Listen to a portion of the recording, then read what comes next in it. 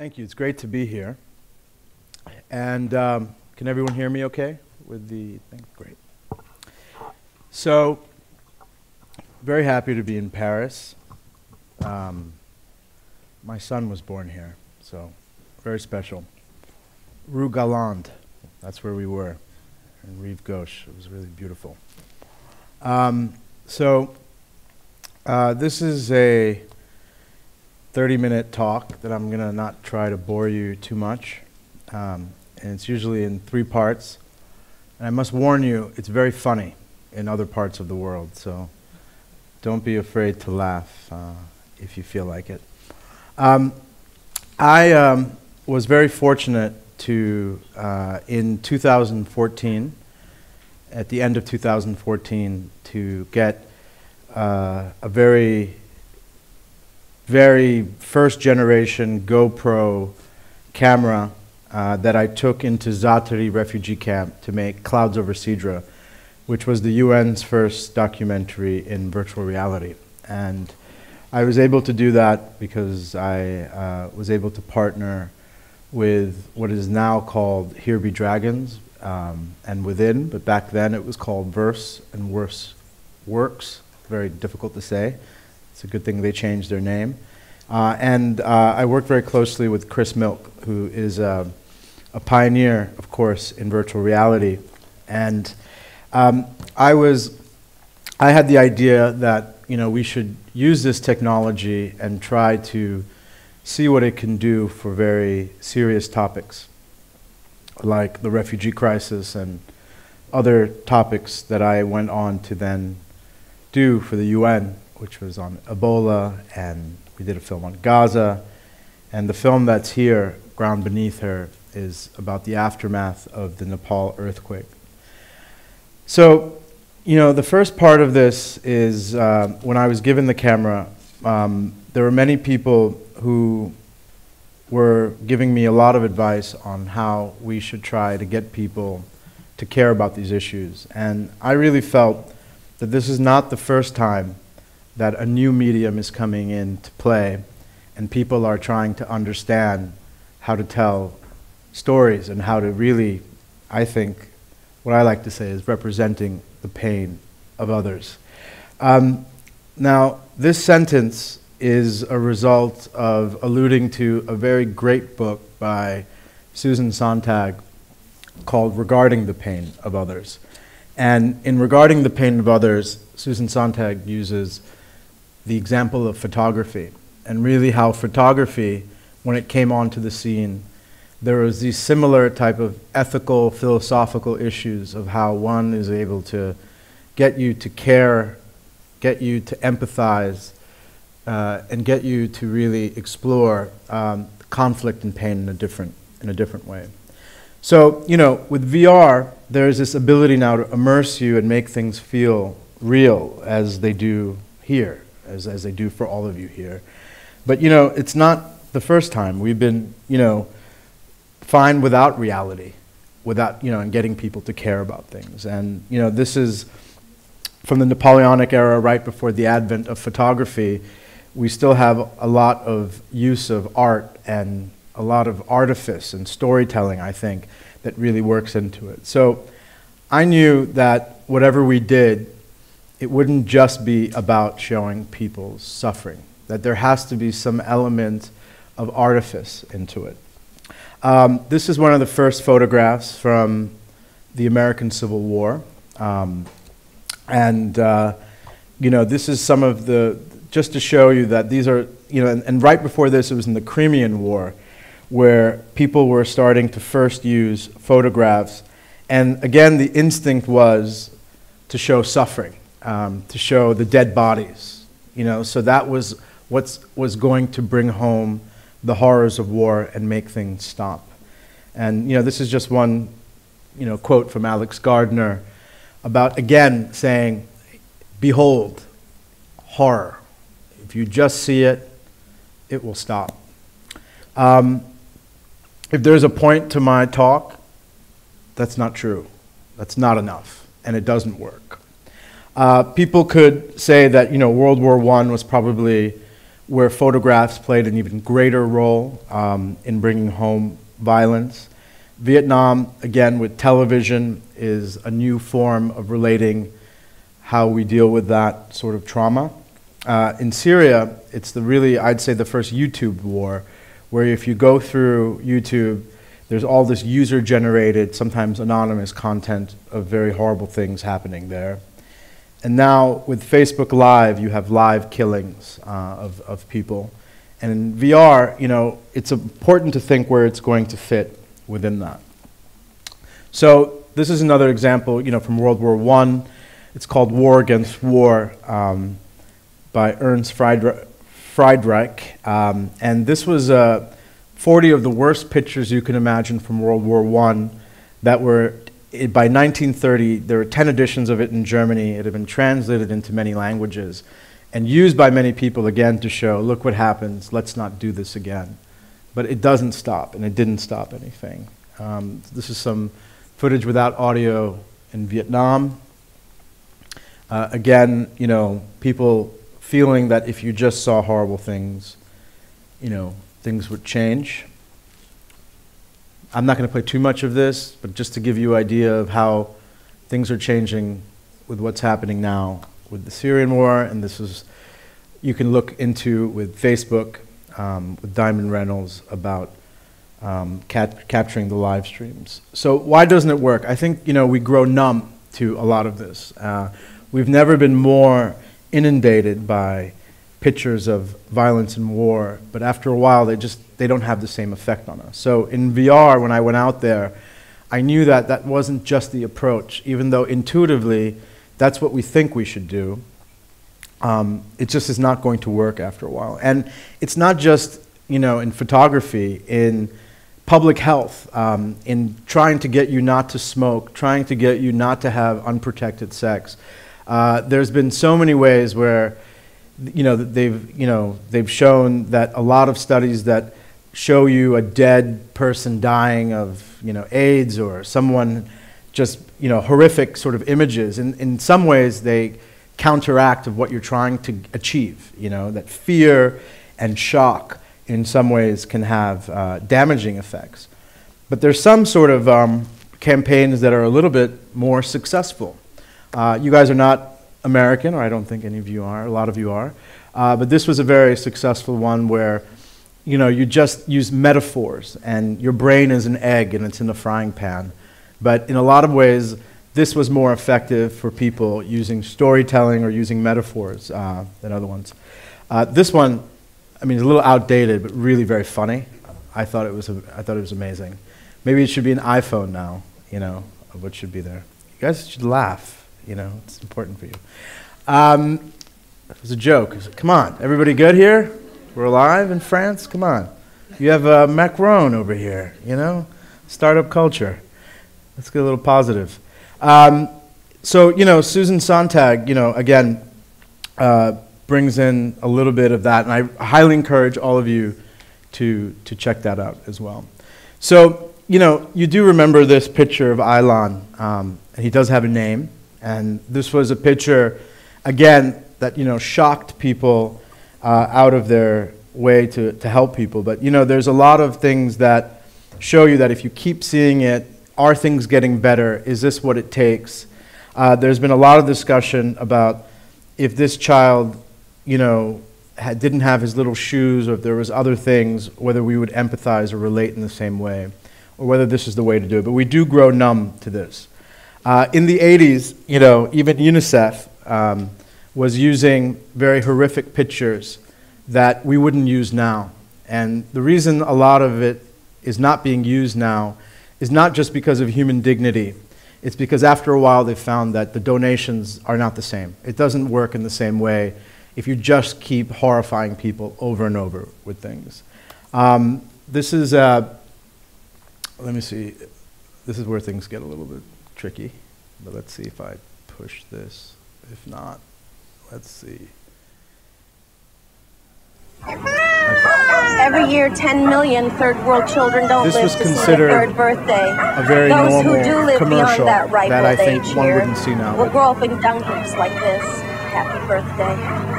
I've been asked if I've ever gotten used to this misery. How does a human being with a heart get used to this? The heartbreaking crying of a 2-year-old so undernourished her teeth are coming. All right, I think I broke the thing. We'll go next to that. Wow, that was amazing. Okay, we'll just ignore that happened, but you get the point. With UNICEF now, if you go to the website, there's smiling kids, there's storytelling, there's actual quotes and names of people, and they're finding that rather than just the sensational approach, if you bring a more nuanced approach, that's going to work. So again, all of that point of that is that these shocking pictures, they numb you, they don't work, and it's not just an ethical one, it's an efficacy one. I don't know what's going on with is it me or is it the thing? Sorry. Why else doesn't it work? We have a lustful relationship to violence. I think in a lot of ways that in some ways, if you're exposed to some of these horrible things, there's, whether we admit it or not, there is some element of it that's just voyeuristic, that's just pleasurable even sometimes for certain people. And if you look at certain examples, I mean, there's rampant examples of violence being used for entertainment purposes, and even in some religious myths. Another reason is when you show horrible pictures, it can be exploited. If I show you a horrible picture of a black person dying or being assaulted, that might affect you, but to someone who's on the other side, who is a racist, they can be very excited by that. And, you know, so the same thing can mean different things to different people. So just showing things like that can be taken out of context and be used by the other side. The same picture of Aylan was used as propaganda by ISIS itself, saying this is what happens if you don't leave. And again, it happens when we, again, just show, you know, horrible things and don't really look into, I think, some elements of bringing in storytelling and of other things. So for me, you know, just as a summary, sensational, shocking pictures, I think they kill storytelling, and I think we need to, in VR, challenge ourselves more. It's harder, it's more difficult, as you've seen with Jessica's talk and what Nani has, you know, laid the groundwork for. But in a lot of ways, you know, those are important things to go into. I think for me, the biggest touchstone has been Shoah by Claude Lanzmann, where, you know, there's no archival footage, and again, it's just the harrowing ideas of using your imagination about what happened rather than showing what's going on. I think, you know, Mouse, the graphic novel, you know, I don't know how many of you are familiar with it.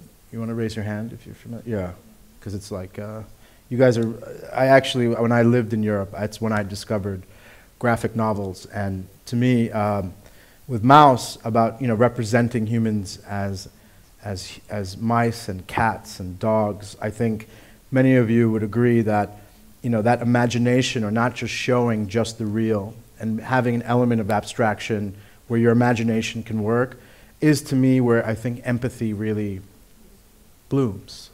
And you have an amazing example of that, and you'll have Arnaud later speaking about Notes on Blindness, which I think is the greatest, one of the greatest VR pieces. And that's saying a lot coming from me, because I'm even saying it's better than a lot of the stuff I've done. But I think Notes on Blindness, again, the element of abstraction and everything, that's really, it's really powerful about what they're doing. Some other examples I think that are really good. Silvered Water, which was at Cannes, uses a lot of YouTube footage in a way that I think is very, very unique. I think Dorothy Lange with this picture, you know, it was said that you can see what you want in her, and a lot of it is more of the abstraction of what we're doing. I just want to get a time check, because I didn't see a timer. Do we know what time we have until? We have 4:10 or 10 minutes, okay. So I'll just power through some of this stuff. You know, these are some pictures that when I was doing research for my most recent piece, The Last Goodbye, that world premiered at Tribeca. when you just look at them on their own, I think they show what you would think they would show, but the captions for a lot of these is that this is the last moment before people are going right into the gas chamber, and it's their last moment before they're alive. And it just changes your relationship to a lot of this. So that's the first part of the talk. I'm going to try to do the other ones as quickly as possible. Now, let's go back to where all of this began at the UN.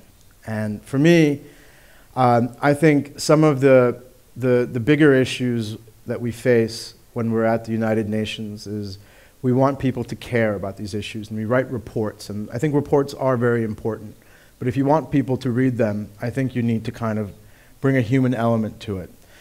Generally, at the UN, before VR and some of my other work, we were able to, we rely a lot on these people to get the message out. But I think, in this day and age, with the decentralization of media and just how everything is changing, I think we need to privilege the story of people. And I think if you go to the YouTube channel of the UN, for some of our most important issues, I think we have very, very low engagement.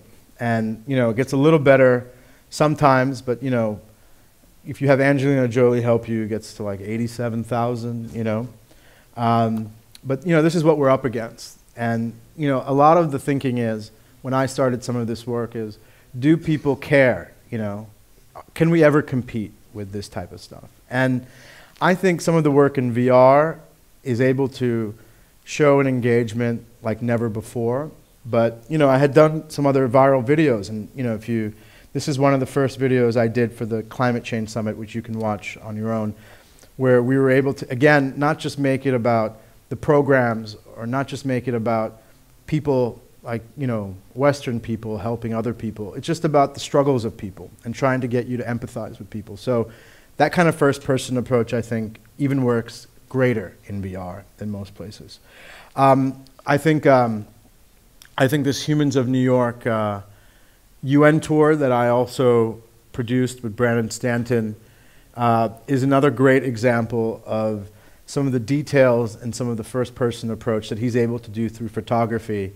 And I actually think a lot of this has a lot of relevancy also for working on in documentary and VR. But UN and VR, why do we do that? And why, by many people, and it's been, Chris has a very famous TED Talk where he showcases Clouds Over Sidra as an example of kind of the empathy machine. And I think, I want to make the case that I think books are empathy machine, films are empathy machine. Like actually Roger Ebert coined the word empathy machine, where I think, art, a lot of things can evoke empathy. But what's special about VR? I think when VR is designed for that, and you're working to try to build that, and there are different ways that we're experimenting with it, I think it can be more powerful because it hacks your senses, and I think it brings you into a whole new dimension that's very different. So there is something that I think is happening. I think Notes on Blindness is one of that. I think there's been a lot of other great sort of pieces out now that are showing that if you work on it. But I think it's important to define empathy, and I think we have a specific way when I was working closer with the UN of why we think about it that way. So another reason why it's really great is that we found that some of the engagement we had was unlike anything we'd ever had. And this little short video is about people in New Zealand, young people, who watched the experience and then had volunteered to then try to go raise money for UNICEF for the Syrian cause. And people would do this anyway because they care about these issues. But there was all of a sudden a kind of new reaction and a new sort of way that people were doing it. So these are just some of the little reactions, and I hope this works now. The girl in the video was only like a few years younger than me, and the boys running around were my brother's age. It gave me a real sense of appreciation for what I've got here. I felt as if I was actually there, and I could actually feel the pain of the children and their suffering. Made the people seem so alive, and I think that's really important with this. The people have to be alive in order for change to happen. It was something that I don't want to believe is happening, but I can't ignore it anymore. I knew about what was going on, but I didn't really know the extent of everything that happened there. Open one arm and then the other, and then walk towards a person and then hug them. What are you doing? Like, why are basic human rights still being denied in the 21st century? Why are there still people falling dead on the streets? Why do humans feel the need for war? My sorrow is one based on, me coming to school when it's raining. For them, it's not even being able to go to school. Yeah, it really makes you feel for what's happening in that situation. They said that it will kind of pass, like the clouds, and I thought that was really inspiring. How they can just find happiness in a place where there's not going to be much. These were other girls like me going through it and actually thinking and feeling how they are feeling. There's just so much children who need our help and so much people we need to reach out to. So, that's a big reason why we continued to push forward more with it, besides some of the, the initial sort of press and everything we were doing.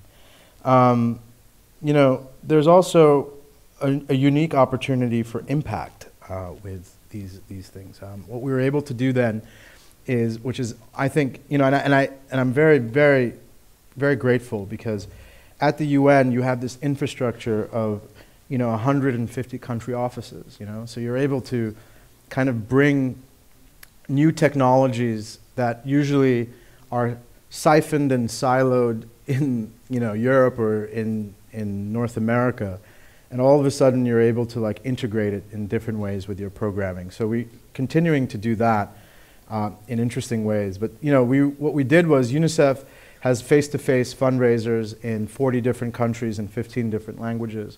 So I cut a 4-minute version of Clouds Over Sidra and gave low-cost headsets to a lot of, we invested in that, where we tried to measure then how much people usually get without VR, because we have those statistics.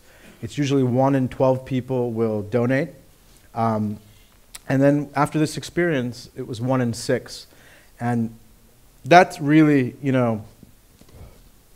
that's really the first time, I think, where I think we realized that there was a real return on investment that is unlike a regular flat YouTube video. I mean, it puts to rest that idea of, oh, no one watches this or what's going on, but you can actually target and change and move people to action that we found in new ways than ever before. And I just wanted to show you, and we're also, of course, we go into the White House and we're, we influential people.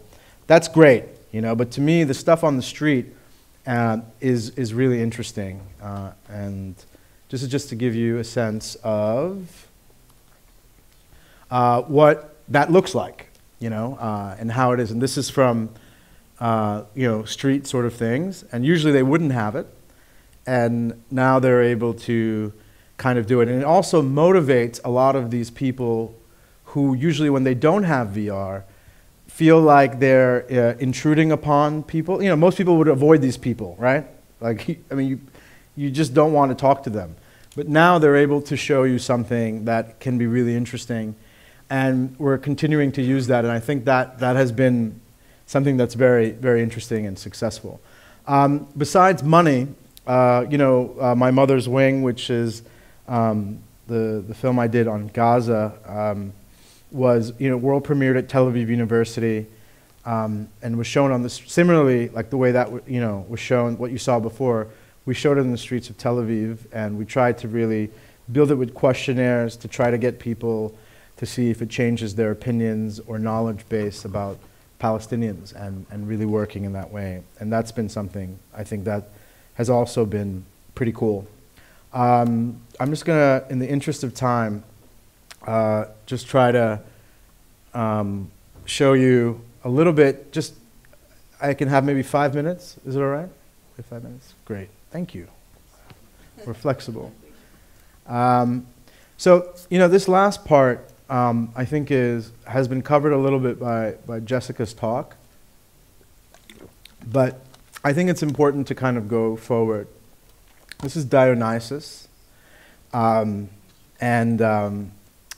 put it in there because for me, whenever you have a new experience that is foreign to you, but is still wonderful and interesting, there's something, there's something happening where I think if you do certain things, you can understand them better and maybe appreciate them better. And for me, I grew up in New York City, in the borough of Queens. And Queens is a little bit more of a working class neighborhood. And I had never experienced wine until I was much older. I know that sounds crazy. And I'm also American, so you can understand that. And for me, when I was actually in Burgundy, that I first had my religious experience with wine. Burgundy is mind-blowing, right?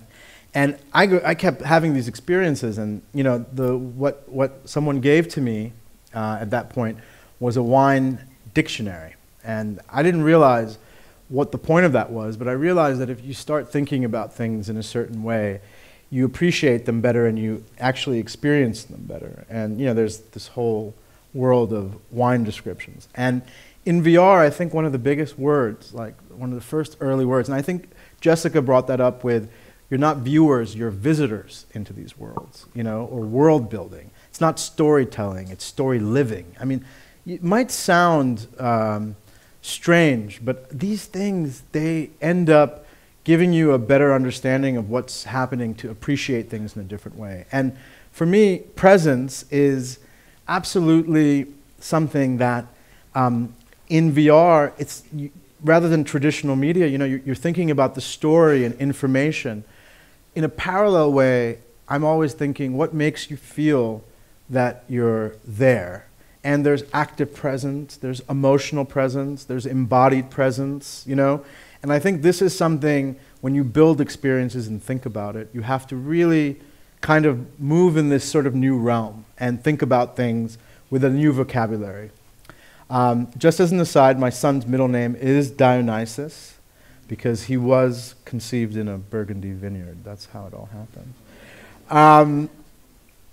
Sound is a big part of it, of giving you presence and doing that.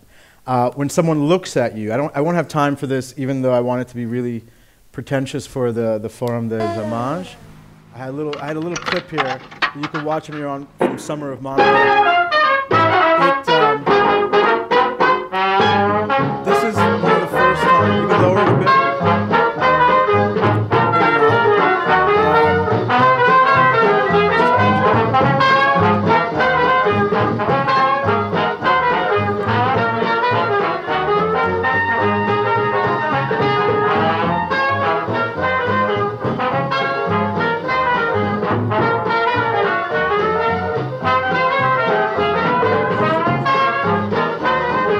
Okay, so when that happened, it was like an explosion.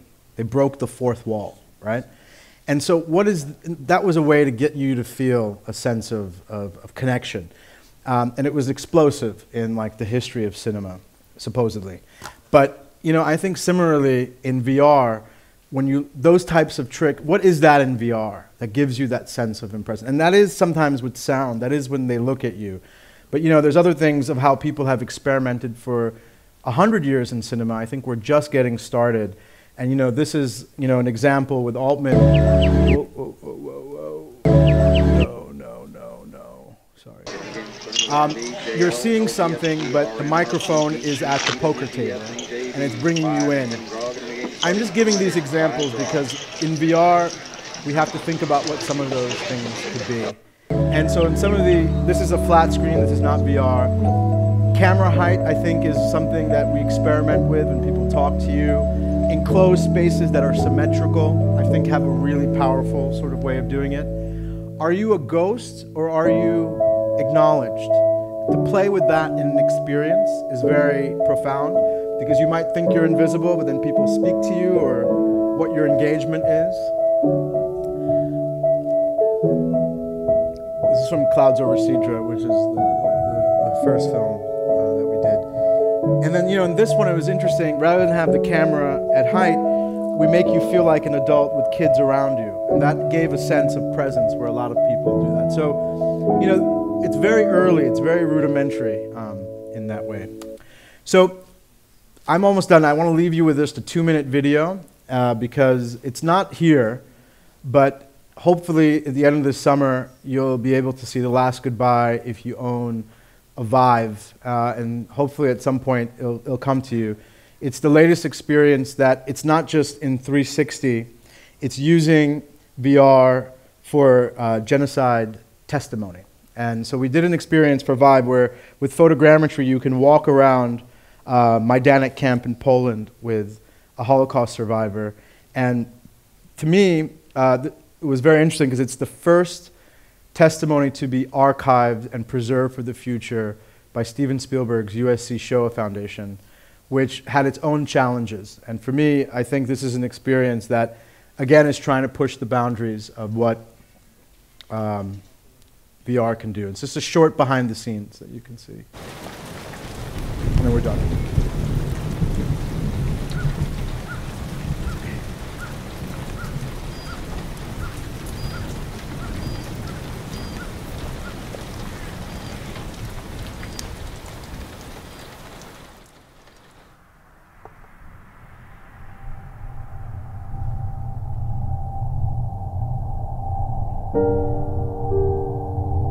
I make virtual reality films in 360 degrees, stuff you can watch in a headset.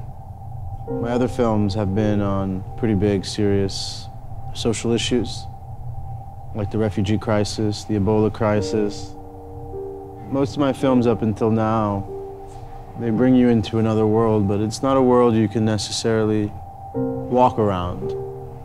And this project is, you know, really pushing the boundaries of what it means to be in virtual reality. I really felt this type of technology would be really powerful for genocide survivors. There's this need for testimony, there's this need to share, there's this need to educate, but also to bring you there and to have them take you there. Pincus was one of the few people to survive this camp. I mean, today we film in the shower room that he was brought when he was 11 years old on the day that the rest of his family members were killed. And in the experience, you're going to be in the shower room with him.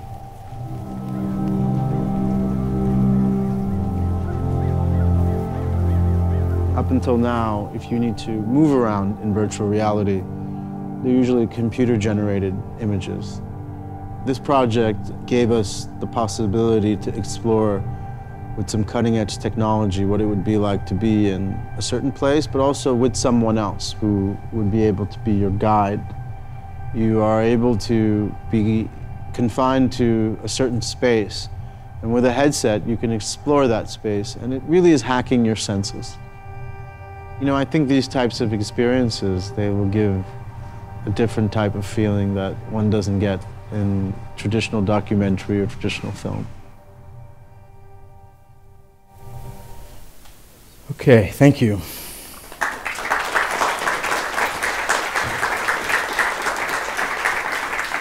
Est-ce que quelqu'un voudrait poser une question? Oui.